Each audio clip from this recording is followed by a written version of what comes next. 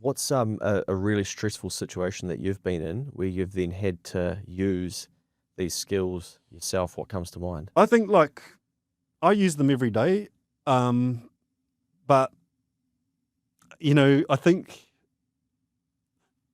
like a really stressful situation is getting up and talking in front of people Yeah. because there's so many what ifs. Mm. Now, what if I get up there and botch it up? What if this happens? What if that happens? And I remember, man, like the first talk I ever gave, the keynote talk, and I had never done, I talked at my mates' weddings and stuff like that, and 21st, but I'd never done a talk at a health summit, for example, in front of 400 people. And 2 weeks leading up to this, man, I was so stressed and so anxious and so overwhelmed with self-doubt and fear, apprehension, tension.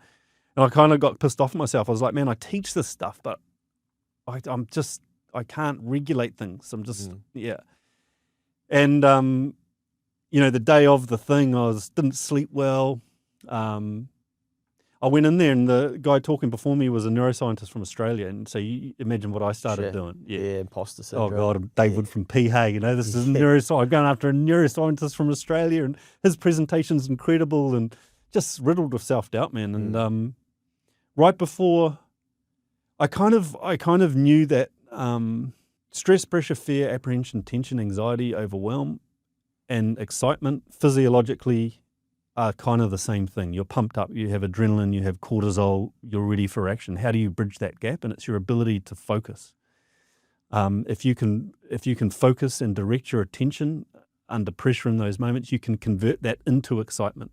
And that's about getting your self-talk right. It's about controlling your breathing, real simple things. And so I have this 4-step method that I use. And I think the first step is the most important, and that is embrace the stress. You got to want to be in the fire. And so right before I walked up, I did this 4-step method that I teach.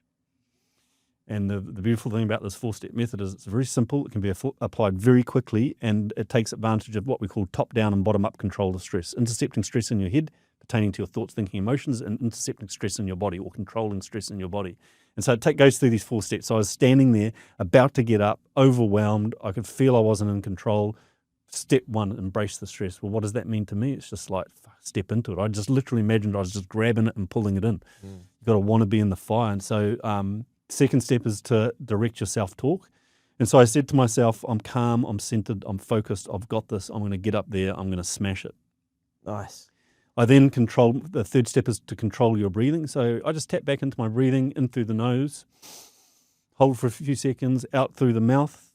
My body, when you control your breathing like that, your body is sending very clear signals to your brain that you're in control. Doesn't mean you're not stressed and a bit overwhelmed, but it just takes you from being the passenger to the driver. So I did a little bit of breathing. I then went through, did a body scan, found where I was holding tension, let it go.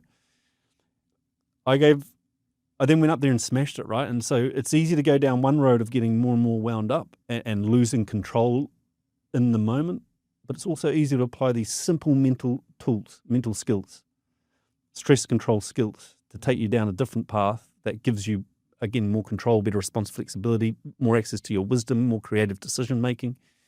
And it's simple stuff, but it's not easy because in that moment I was in a reactive state. My brain's in that beta brainwave state. I've got high sympathetic stimulation. Everything is geared up for reactivity in that moment because my brain doesn't know the difference between getting up and botching it up in that talk and an actual survival situation. Back in the day, it would have been hunting or going into battle. And so I love doing this stuff now because I want to go forward in life.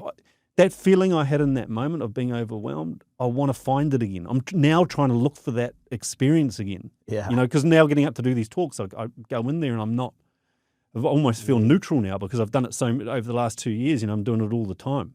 Yeah. And so now I have to do little things to challenge myself. So one of the things I do is when I get up and talk, I challenge myself for the first 5 minutes.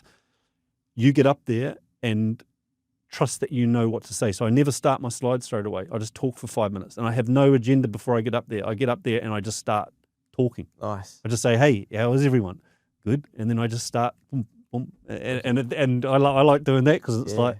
So that's easier because you've then done the reps, right? So, and that's, I think, the piece that I've come to learn is that, like, of course it's going to be stressful when you're doing something for the first time, but it's okay. But as you do more reps, then you, like you just said, you end up searching for it more. So people could apply that 4-step process to, You know, can a do it in job seconds. interview. Man. Yeah, Yep, you can do it in seconds. anything. Yeah,